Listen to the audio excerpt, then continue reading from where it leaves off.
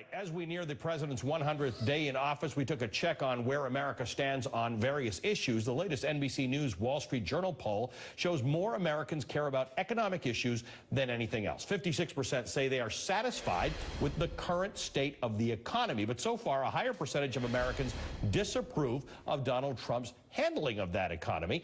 All this as the president touted last month that he's working on creating, quote, jobs, jobs, jobs, said that in a tweet. For more, NBC's Rahima Ellis joins me now from Indianapolis, where one college there is helping students better prepare to be part of the workforce. Rahima, what have you been seeing?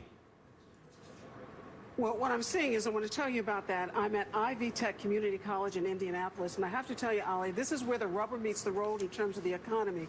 For these guys, they're learning how to fix air conditioners, and for them, the economy is looking up as they're preparing themselves for higher-paying jobs. At this community college in Indianapolis, students are putting a spark in their future. I feel good about the job market for my position. And with good reason.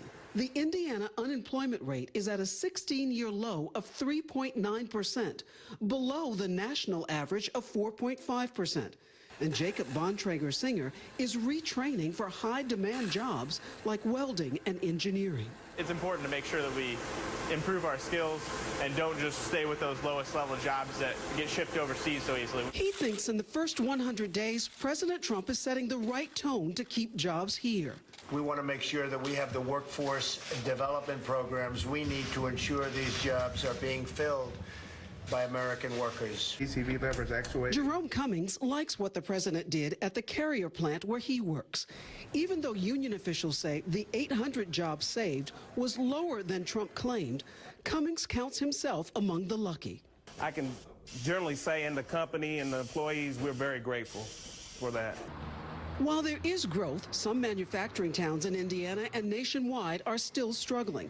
And some economists wonder, what's the president's plan for those areas? The president and the Congress are going to need to do is create actual policies that drive the economy, not just look at one deal here or one deal there and try to save jobs that way. There's also concern about the future of job retraining. The president's early budget proposal would cut back on some of those programs. And hold it straight up. But for now, are you feeling optimistic or pessimistic? I'm feeling optimistic, definitely. Students learning new skills here are giving the president a passing grade. I think he's doing the right steps, the right beginning steps. I mean, I don't agree with everything, but I do believe he's going the right way. Ali, joining me right now is Chris Lowery. He is the Senior Vice President of what they call Work4 Alliance here at Ivy Tech, and that's really important because one of the things that you're doing is you are partnering with companies to make certain that your students have the skills that they need.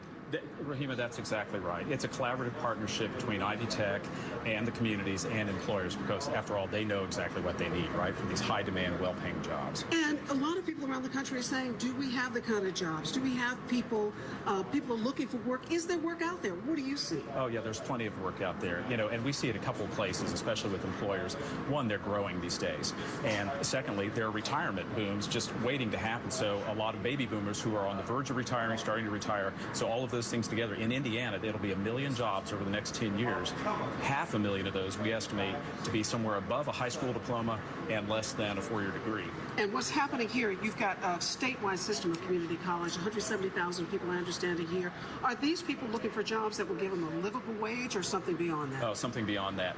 As we think about the jobs that are in high demand, well-paying, these are really jobs that are a gateway into the middle class in Indiana. So whether that's in IT or manufacturing or healthcare or construction, in all of those spaces, whether it's to be an RN or industrial maintenance or infrastructure network person. And did it just start, or have you been working on this for a while? Yeah, we've been working on this for a while in concert and in partnership with employers and certainly policymakers and others around the state. Chris, thank you very much. Thank you. Ali, they've got a very positive job outlook here. As we mentioned, the lowest unemployment rate in 16 years at 3.9% here in Indiana. That's kind of incredible. 3.9%, a lot lower than the national average. Rahima, thanks very much. Great reporting on that. Rahima Ellis for us in Indianapolis. Coming up